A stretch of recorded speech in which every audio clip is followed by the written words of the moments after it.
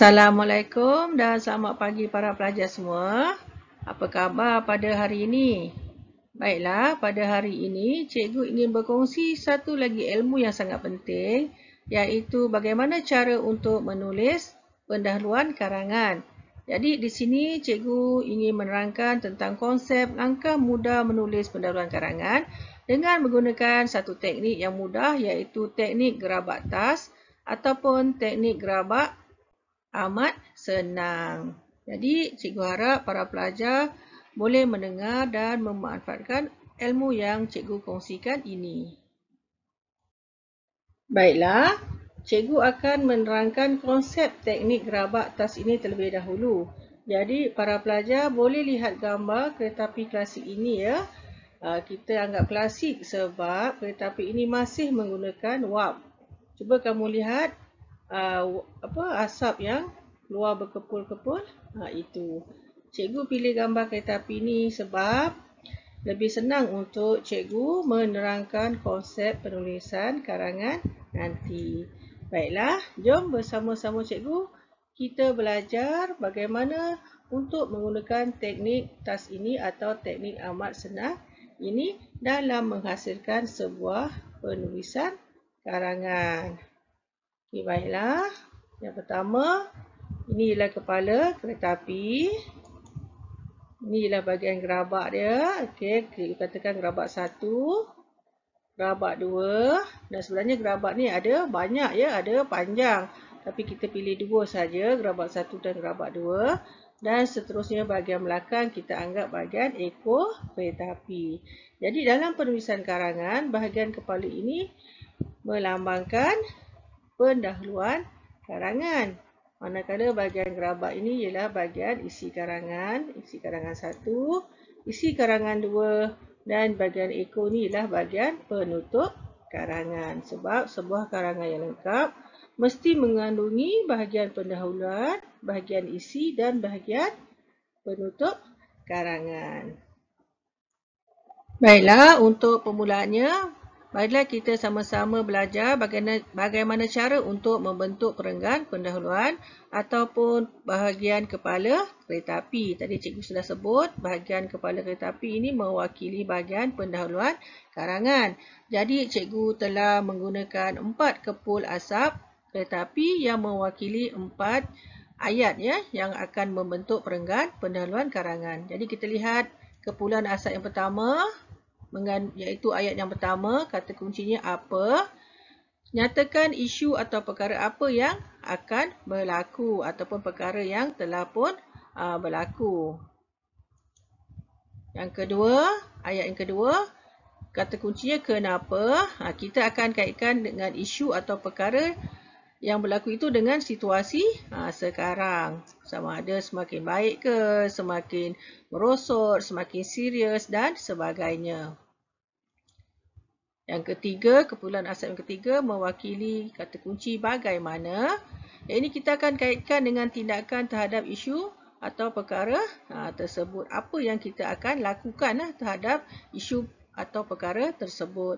Dan kepulan asap yang keempat, iaitu ayat penegasan, kita akan kaitkan dengan kehendak soalan. Jadi pelajar kena ingat ya, untuk bahagian perenggan pendahuluan karangan ini kita menggunakan 4 ayat ya. Ayat 1 apa, ayat kedua kenapa, ayat ketiga bagaimana dan ayat yang keempat ayat penegasan.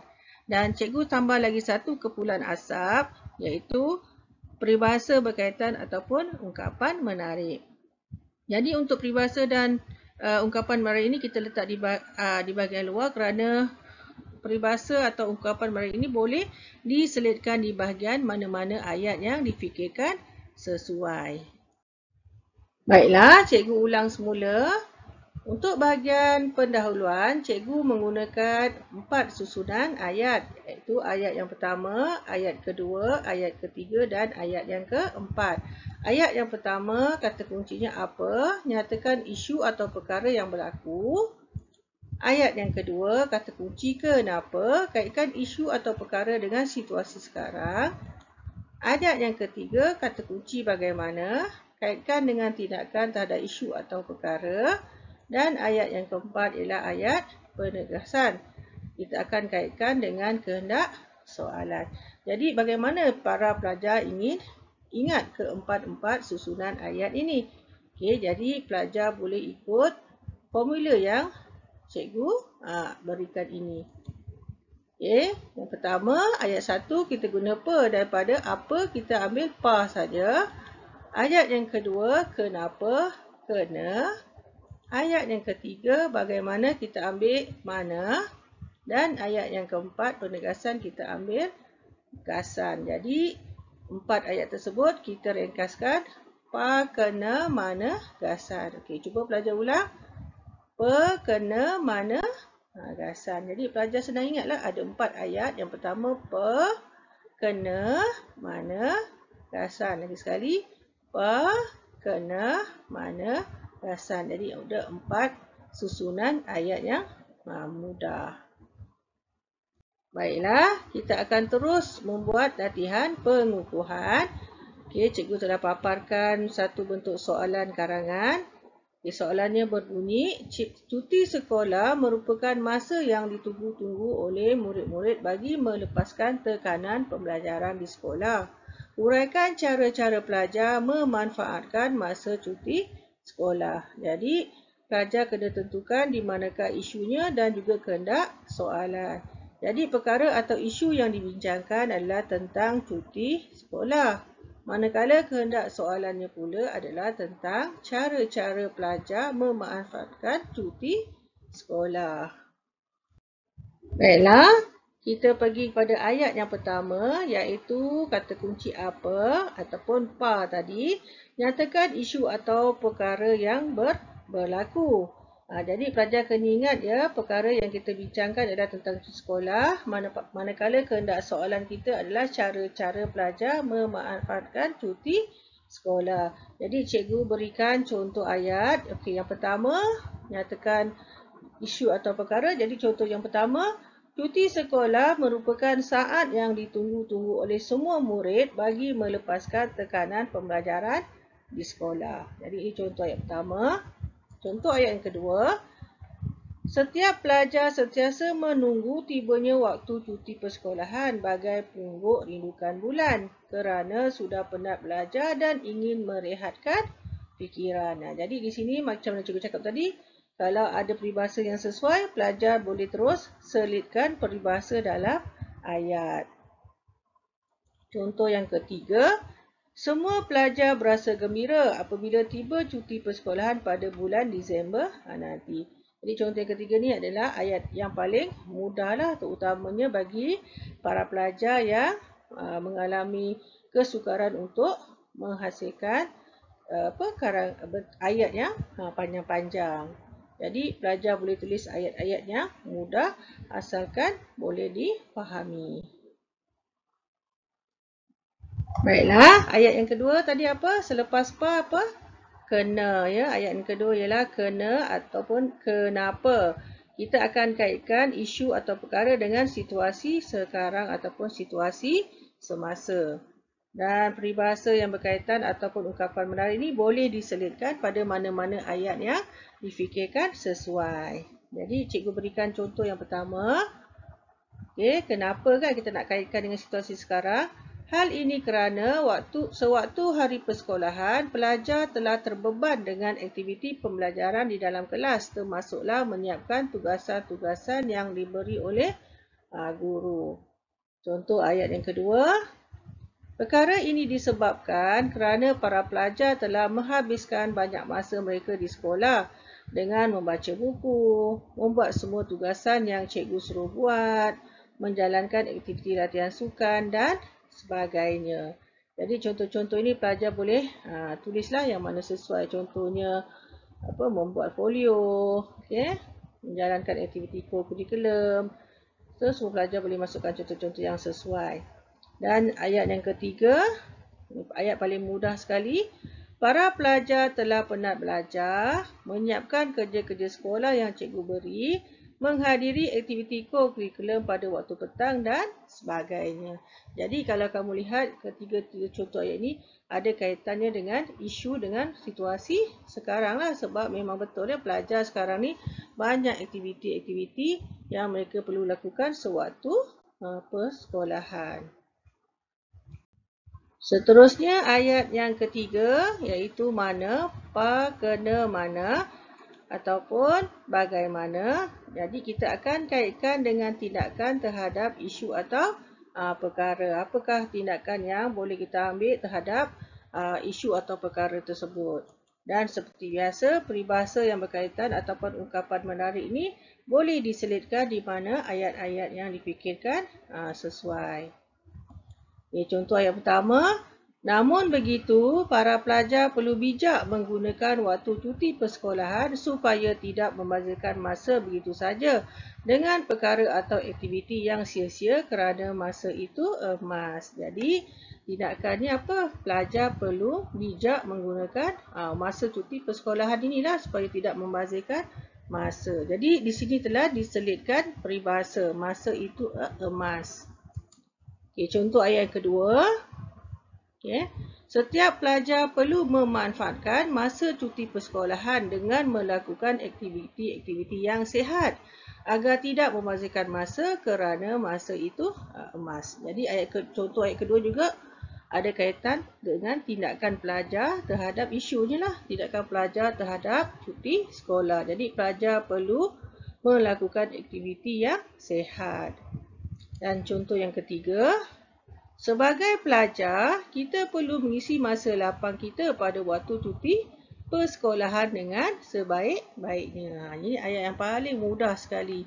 Jadi pelajar tak perlu takut kalau tidak menguasai istilah-istilah ataupun tidak menguasai ayat-ayat yang panjang, boleh tulis ayat-ayat yang ringkas yang asalkan mencapai maksud. Dan ayat yang keempat iaitu gasan ataupun penegasan. Kita akan kaitkan dengan kehendak soalan. Seperti biasalah peribahasa berkaitan ataupun ungkapan menarik ini kita boleh selitkan dalam ayat bila difikirkan sesuai. Jadi contoh yang pertama untuk penegasan Oleh sebab itu, bagai aur dengan tebing, marilah kita bersama-sama memahami cara-cara pelajar memanfaatkan masa cuti persekolahan mereka. Jadi cikgu dah selitkan peribahasa di sini bagai aur dengan tebing. Ini penegasan maksudnya kita hendak membuat kesimpulan kerja atau membuat penegasan tentang cara-cara memanfaatkan cuti sekolah. Maksudnya karangan kita yang seterusnya adalah tentang cara-cara memanfaatkan cuti sekolah. Contoh yang kedua, pelajar boleh juga buat penegasan dalam bentuk ayat persoalan. Persoalannya sekarang, apakah cara-cara pelajar memanfaatkan masa cuti persekolahan mereka? Ini ialah penegasan dalam bentuk ayat persoalan. Yang ketiga, ayat yang paling mudah. Setiap pelajar perlulah mengetahui cara-cara memanfaatkan masa cuti persekolahan mereka. Ini ialah ayat-ayat penegasan kepada kehendak soalan. Baiklah, ini merupakan contoh perenggan pendahuluan yang telah lengkap dengan menggunakan 4 ayat iaitu pa, kena, mana, gasan, apa, kenapa, bagaimana dan ayat penegasan. Jadi cikgu himpunkan contoh-contoh yang kita bincangkan tadi dalam ayat yang pertama. Jadi cikgu baca Cuti sekolah merupakan saat yang ditunggu-tunggu oleh semua murid bagi melepaskan tekanan pembelajaran di sekolah. Jadi apa dia? Ini ayat yang pertama.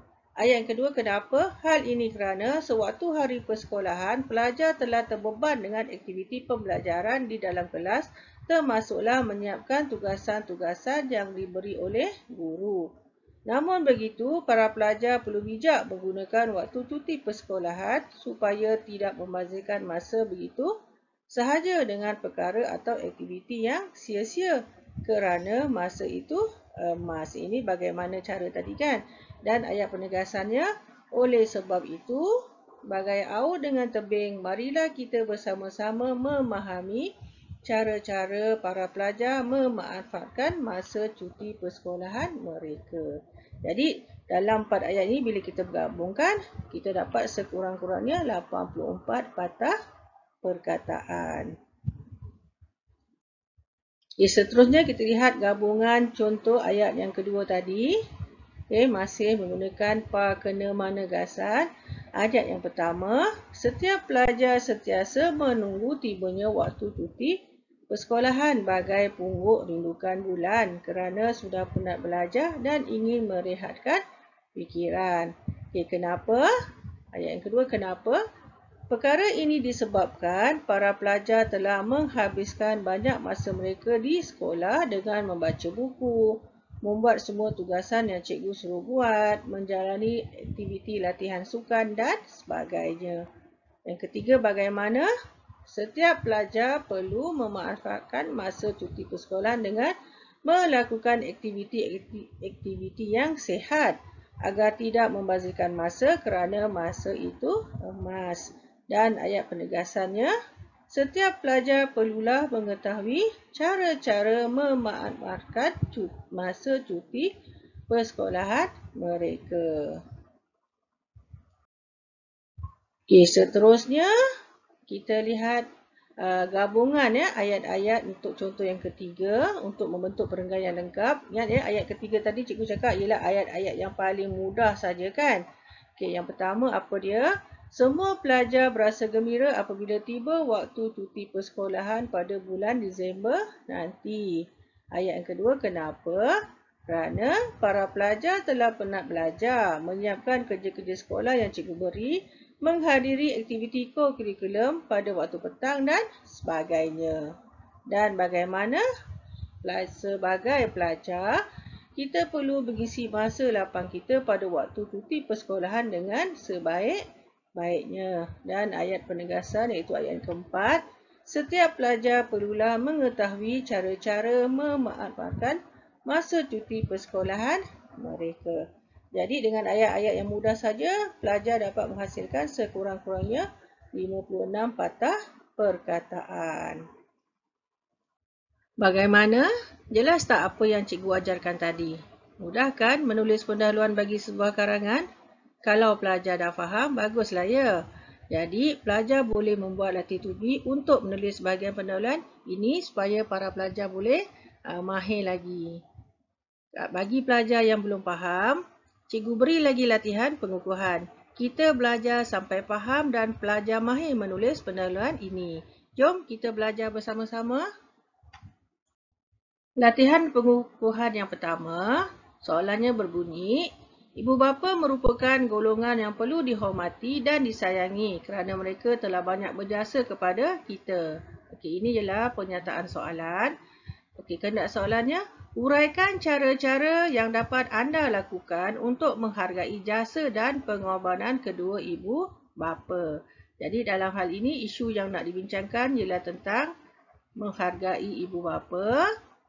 Dan kehendak soalannya ialah cara-cara yang dapat anda ganti dengan saya, lakukan untuk menghargai jasa dan pengorbanan ibu bapa. Baiklah, mari kita cuba membentuk perenggan pendahuluan bagi soalan tadi. Jadi seperti biasa ada 4 ayat, ayat 1, ayat 2, ayat 3 dan ayat 4 dengan konsep pa, kena, mana, gasan. Jadi yang pertama, pa ataupun apa perkara yang dibincangkan. Ibu bapa merupakan golongan yang perlu dihormati dan disayangi kerana mereka telah banyak berjasa kepada kita. Jadi kalau kamu baca ayat ini ialah ayat yang terdapat dalam pernyataan soalan tadi. Cikgu salin semula. Ayat yang kedua, kena ataupun kenapa. Hal ini kerana ibu bapa telah banyak berkorban tenaga dan wang ringgit untuk menyara keluarga agar anak-anak dapat kehidupan serta pendidikan yang sempurna. Ayat yang ketiga, mana ataupun bagaimana tindakan kita terhadap isu ini. Jadi oleh sebab itu, sebagai anak kita perlulah, ini maksudnya tindakan kita lah, kita perlulah menghargai setiap jasa dan pengorbanan mereka, lebih-lebih lagi apabila mereka sudah semakin tua.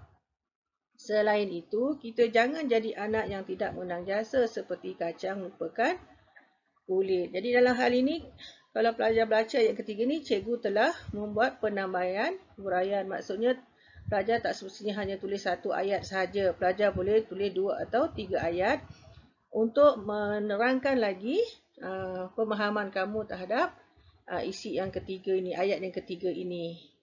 Jadi dan cikgu juga telah menambahkan peribahasa iaitu seperti kacang lupakan kulit. Dan ayat yang keempat adalah gasan ataupun ayat penegasannya. Okay, cikgu telah pilih ayat bentuk persoalan.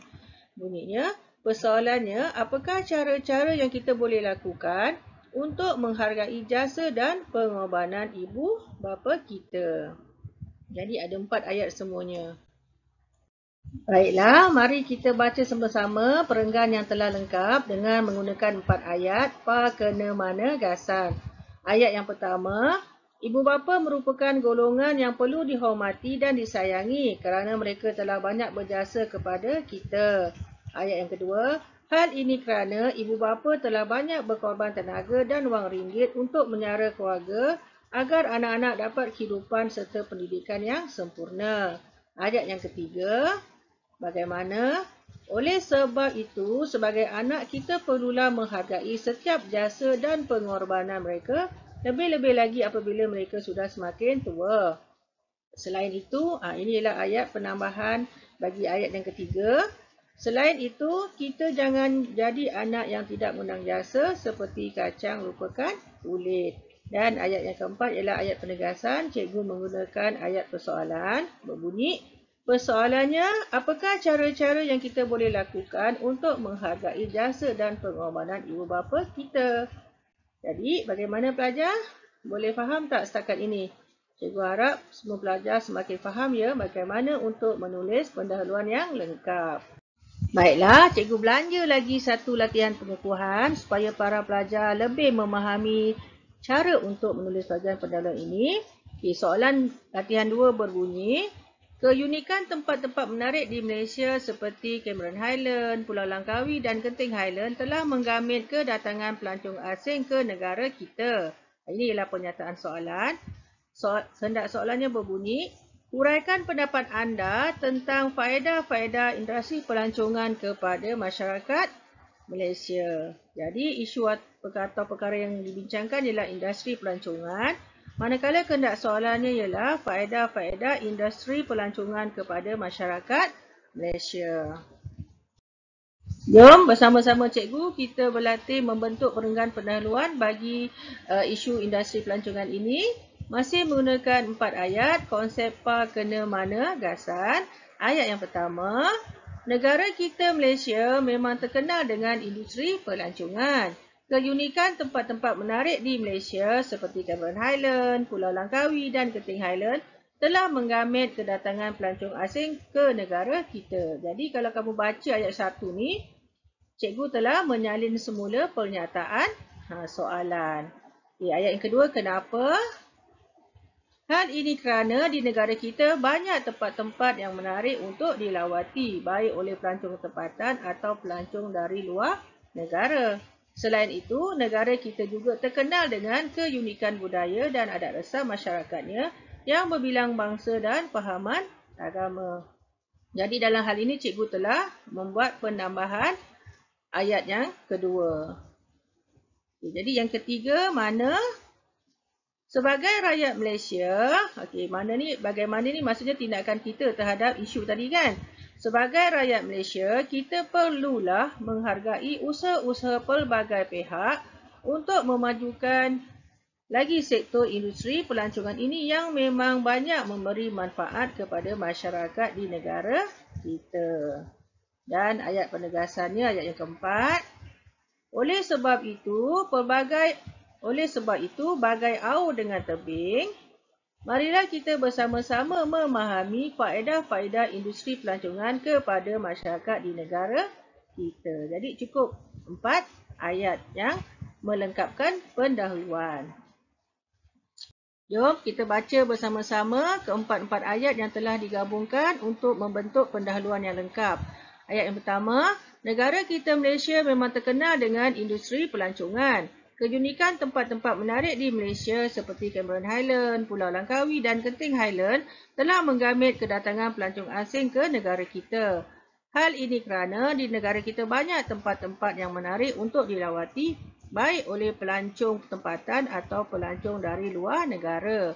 Selain itu, negara kita juga terkenal dengan keunikan budaya dan adat resam masyarakatnya yang berbilang bangsa dan fahaman agama. Ayat yang ketiga, sebagai rakyat Malaysia, kita perlulah menghargai usaha-usaha pelbagai pihak untuk memajukan lagi sektor industri pelancongan ini yang memang banyak memberi manfaat kepada masyarakat di negara kita. Ayat yang keempat, ayat penegasannya, oleh sebab itu, bagai aur dengan tebing, marilah kita bersama-sama memahami faedah-faedah industri pelancongan kepada masyarakat di negara kita. Bagaimana? Alhamdulillah jika para pelajar telah faham teknik mudah menulis bahagian pendahuluan ini. Suka cikgu ingatkan bahawa teknik gerabat tas atau teknik amat senang ini hanya bertujuan untuk membantu para pelajar yang mengalami kesukaran menulis bahagian pendahuluan ini. Semoga ilmu yang cikgu sampaikan ini memberi manfaat kepada para pelajar yang dikasihi. Terima kasih kerana sudi menonton video pendidikan ini. Jadi jangan lupa ya untuk like, share dan juga subscribe sebagai tanda sokongan supaya cikgu akan lebih bersemangat untuk menghasilkan video PDPC yang lebih menarik lagi. Terima kasih.